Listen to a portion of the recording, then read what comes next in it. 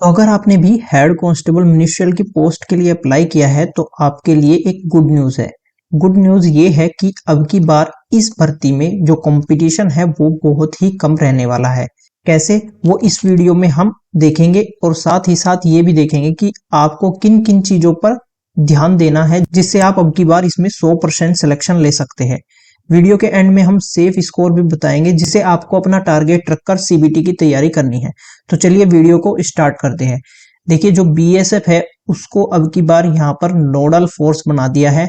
Nodal force पहले क्या होता था, पहले ये होता था कि जो सभी पैरामिलिट्री फोर्सेस है जैसे कि बीएसएफ, सीआरपीएफ, सीआईएसएफ, एसएसबी, ये सभी अपनी वैकेंसीज अलग अलग निकालती थी इस पोस्ट के लिए। लेकिन अब की बार जो सभी चीजें हैं जैसे कि पीएसटी, पीटी, सीबीटी, डॉक्यूमेंटेशन, ये सभी करेगी कौन? बीएसएफ, क्योंकि यहाँ पर इस भर्ती के लिए इसको नोडल एजेंसी बना दिया है। सबसे पहले हमें पता है कि इसमें हमारा पीएसटी और पीटी चल रहा है। उसके बाद हमारा होगा कंप्यूटर बेस्ड एग्जामिनेशन, सीबीटी जिसको हम बोलते हैं। उसके बाद आपका स्किल टेस्ट, डॉक्यूमेंट वेरिफिकेशन और डीएमई यानी डिटेल्ड मेडिकल एग्जामिनेशन आपका होगा। उसके बाद इसकी फाइनल मेरिट यहाँ पर बनेगी। अब जो पीएसटी पीटी चल रहा है उसमें देखा जा रहा है कि बहुत सारे बच्चे यहाँ पर फेल हो रहे हैं, क्योंकि पहले पीएसएफ, सीआरपीएफ, सीआईएसएफ इन सभी में पीटी नहीं होता था। केवल आपका हाइट, चेस्ट और वेट, ये चीजें मापी जाती थी और बच्चे जो है वो क्वालिफाइज में हो जाते थे बड़े आराम से। तो लगभग 90% कैंडिडेट्स इस फेज में आराम से पास हो जाते थे। लेकिन अब की बार ऐसा नहीं है, अब की बार इसमें फिजिकल को शामिल कर दिया है, जिसकी वजह से केवल 30 से 40% कैंडिडेट्स ही क्वालिफाई यहाँ पर हो रहे हैं। पहले क्या होता था कि बच्चों को केवल रिटिन, बच्चे केवल किसकी तैयारी करते थे? रिटिन, अपना पूरा एफर्ट्स लगाते थे रिटिन और टाइपिंग में। तो कैंडिडेट्स का मेन फोकस इसमें ही रहता था कि वे रिटन को क्वालिफाई कर जाए और टाइपिंग इसमें पास हो जाए। तो उस टाइम क्या होता था कि जो कट ऑफ है वो बहुत ही ज्यादा हाई जाती थी, लगभग 85% से भी ऊपर। अब की बार जो बच्चे ऐसे हैं जो पिछली बार भर्ती में फाइनल में रह गए थे कुछ नंबर से, तो उनको भी फिजिकल की तैयारी करनी यहाँ पर पड़ रही है। फिजिकल उन बच्चों के लिए इतना आसान नहीं है जिन्होंने लंबे समय से रनिंग वगैरह नहीं की है। तो ये बहुत ही बड़ा फैक्टर होगा अब की बार कट ऑफ के कम रहने का। दूसरा, अब की बार कंप्यूटर बेस्ड एग्जामिनेशन होगा। पहले क्या होता था, इसमें ऑफलाइन टेस्ट होता था। तो जैसे मेरा मानना है कि कंप्यूटर पर कैंडिडेट्स को इतना कॉन्फिडेंस नहीं होता जितना कि ऑफलाइन में होता है, क्योंकि ऑफलाइन में हमारी आंसर शीट और क्वेश्चन पेपर दोनों हमारे सामने रहते हैं। वहीं ऑनलाइन की बात करें तो एग्जाम के टाइम में हमें हर बार कंप्यूटर स्क्रीन पर देखना पड़ता है। तो ये प्रक्रिया हमें बार बार ऐसे दोहरानी पड़ती है जिससे कंसंट्रेशन भी नहीं बन पाता और इसमें टाइम भी बहुत ही ज्यादा कंज्यूम होता है। तो ये भी एक बड़ा फैक्टर यहाँ पर होगा मेरिट को कम करने में। अब देखिए, वैकेंसीज की बात इसमें कर लेते हैं। तो वैकेंसीज भी बहुत ही ज्यादा है, तो टेंशन लेने वाली तो बात ही नहीं है। अगर बीएसएफ की बात करें तो टोटल इसमें 17 पोस्ट है। ये पोस्ट है एएसआई स्टेनो की। सीआरपीएफ में मेल फीमेल की 21 वैकेंसीज है। आईटीबीपी में आप देख सकते हैं, सीआईएसएफ और एसएसबी में।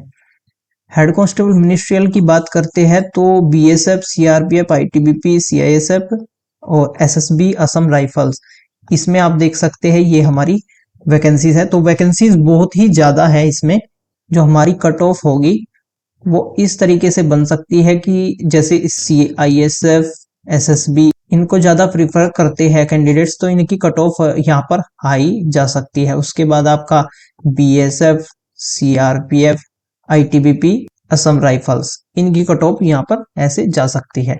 अब बात कर लेते हैं इंपॉर्टेंट चीज की, जो कि है हमारा कंप्यूटर बेस्ड एग्जामिनेशन यानी सेकेंड फेज जो होगा हमारा उसकी। तो देखिए, आपका जैसे ही फिजिकल हो जाएगा, पीएसटी पीटी हो जाएगा, तो उसके बाद आपका कंप्यूटर बेस्ड एग्जामिनेशन कंडक्ट कराया जाएगा। आपका जो पेपर होगा उसमें 100 क्वेश्चंस होंगे। कितने क्वेश्चंस होंगे? 100 क्वेश्चंस होंगे और 100 ही उनके मार्क्स होंगे, यानी कि एक क्वेश्चन हमारा 1 नंबर का यहाँ पर होगा। तो इसमें कौन कौन से सब्जेक्ट से आएंगे हमारे? तो हिंदी, इंग्लिश, इसमें से आप एक चूज कर सकते हैं, या तो आप हिंदी कर लीजिए या इंग्लिश। जो भी चीज आपकी अच्छी है उनको आपको यहाँ पर सिलेक्ट करना है और ये पहले ही डिसाइड आपको करना है। तो इसमें 20 क्वेश्चन आएंगे 20 मार्क्स के। उसके बाद जनरल इंटेलिजेंस की बात करें यानी रीजनिंग हमारी आएगी 20 क्वेश्चन 20 नंबर के। न्यूमेरिकल एप्टीट्यूड यानी हमारा मैथमेटिक्स जो होगा वो 20 मार्क्स का होगा, 20 क्वेश्चन आएंगे। क्लरिकल एप्टीट्यूड इसमें भी 20 क्वेश्चन आएंगे। कंप्यूटर नॉलेज इसमें भी 20 क्वेश्चन आएंगे। और टाइम की अगर हम बात करें तो टाइम है हमारे पास 1 घंटा और 40 मिनट। तो टाइम तो बहुत ही ज्यादा है। एसएससी में आपने देखा होगा कि 1 ही घंटा यहाँ पर हमको मिलता है 100 क्वेश्चंस को करने के लिए, लेकिन इसमें टाइम जो है हमारा 1 घंटा 40 मिनट है। तो टाइम की तो कोई दिक्कत नहीं है हमारी। अब जो चीजें है वो क्या चीज आपको ध्यान रखनी है कि हिंदी इंग्लिश में जो भी आपको इसमें ठीक लगती है, इजी लगती है और जिस पे आपकी पकड़ ज्यादा है उसको आपको सिलेक्ट करना है। जनरल इंटेलिजेंस इसके लिए आपको क्या करना है कि डेली एसएससी के जो पेपर्स है जैसे सीजीएल, सीएचएसएल, एमटीएस, सीपीओ, इनके आपको प्रीवियस ईयर के पेपर्स लेने हैं और डेली एक पेपर को करना है जिसमें क्वेश्चंस कितने होते हैं 25 क्वेश्चंस होते हैं। तो 25 क्वेश्चंस को रीजनिंग के आपको डेली यहाँ पर एक मॉक टेस्ट देना है। उसके बाद न्यूमेरिकल एबिलिटी, इसमें आपको जो बुक है वो पढ़नी है और अपने क्वेश्चंस की प्रैक्टिस करनी है और वीक पर एक मॉक टेस्ट देना है, जिससे आपको ये पता चलेगा कि आपके जो वीक सेक्शन है वो कौन कौन से है और उस पर आप मेहनत करके उनको सुधार सकते हैं। क्लरिकल एप्टीट्यूड इसमें ज्यादा कुछ नहीं होता, आसान ही होता है, लेकिन जो कंप्यूटर नॉलेज है इसमें कैंडिडेट्स के मार्क्स बहुत ही कम बनते हैं। तो कंप्यूटर नॉलेज पर आपको विशेष ध्यान देना है। जो हमारा क्वेश्चन पेपर होगा वो हिंदी और इंग्लिश दोनों लैंग्वेज में होगा, दोनों में से आप कोई भी सिलेक्ट कर सकते हैं। सीबीटी की डेट के बारे में आपको यहाँ पर इन्फॉर्म कर दिया जाएगा।